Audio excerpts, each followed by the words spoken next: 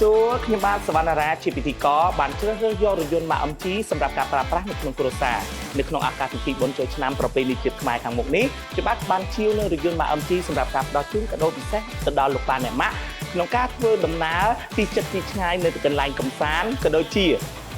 បានបើកបរយានយន្តពីអ្នកយាយតាទៅវត្តទៀតអ្វីដែលខ្ញុំជ្រើសរើសយករថយន្ត MG គឺថាពិសេសមែនតើទាំងបច្ចេកវិទ្យាទំនើបទាំងការថែទាំផ្ដល់ជូននូវការធានារយៈពេលរហូតដល់5ឆ្នាំ